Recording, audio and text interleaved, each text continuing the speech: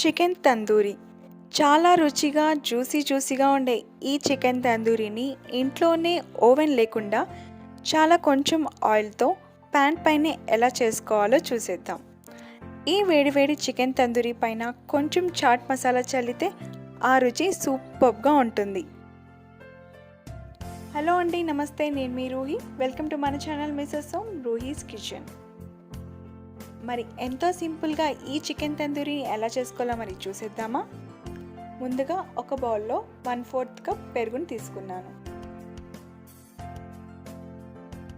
దీంట్లో ఒక 1/2 table spoon పసుపు, 1 టేబుల్ స్పూన్ మిరప్పొడి, ఉప్పు తగినంత, 1 tablespoon tandoori masala, 1 tablespoon ధనియా పొడి, అలాగే 1 tablespoon ginger garlic paste అన్నీ కలిసేలాగా ఒకసారి బాగా కలుపుకోవాలి. దీంట్లో ఒక సగం నిమ్మకాయ రసాన్ని పిండుకున్నాను. ఇంకొకసారి బాగా కలుపుకొని పక్కన పెట్టుకోవాలి. ఈ చికెన్ తందూరి రెసిపీ కోసం నేను ఒక 6 లెగ్ పీసెస్ని తీసుకున్నాను. ఇప్పుడు ఒక చాకుతో ఈ చికెన్కి ఘాట్లు వేసుకోవాలి. ఇలా ఘాట్లు వేసుకోవడం వలన చికెన్ తొందరగా ఉడుకుతుంది. అంతేకాకుండా ఈ మసాలా అంతా చికెన్ లోపలికి బాగా పడుతుంది. ఇప్పుడు ఆల్రెడీ మనం కలిపి పెట్టుకున్న మసాలాని చికెన్కి అంతా బాగా పట్టేటట్టు అప్లై చేసుకోవాలి. మసాలా అంతా అప్లై చేసుకున్న తర్వాత దీన్ని ఎంతసేపు మనం మ్యారినేట్ చేసుకుంటే అంత రుచిగా ఉంటుంది. మీకు టైం లేకపోతే కనీసం ఒక 1/2 అవర్ వరకైనా దీన్ని మ్యారినేట్ చేసి ఉంచండి. ఇప్పుడు ఒక ప్యాన్లో 2 టేబుల్ స్పూన్ ఆయిల్ని వేసుకోవాలి. ఆయిల్ కొంచెం వేడెక్కాక ఆల్రెడీ మనం మ్యారినేట్ చేసి పెట్టుకున్న చికెన్ పీసెస్ని వేసుకోవాలి.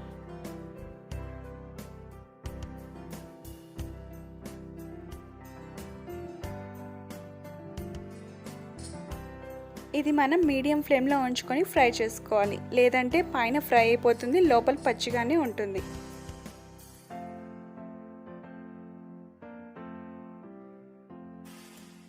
ఒక సైడ్ కొంచెం కుక్ అయిన తర్వాత మరో వైపుకి తిప్పుకుందాం.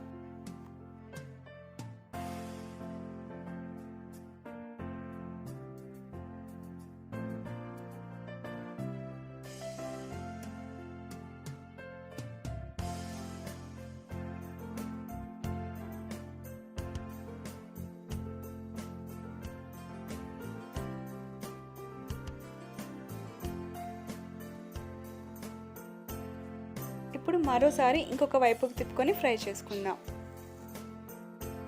చూసారు కదండి చికెన్ ఎంత చక్కగా ఫ్రై అయిందో.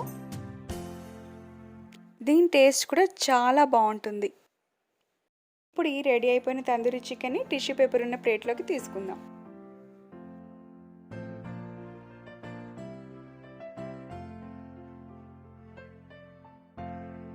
ఈ వేడి తందూరి చికెన్ పైన సన్నగా తరిగిన కొత్తిమీర, అలాగే కొంచెం చాట్ మసాలా చల్లుకొని తింటే చాలా రుచిగా ఉంటుంది.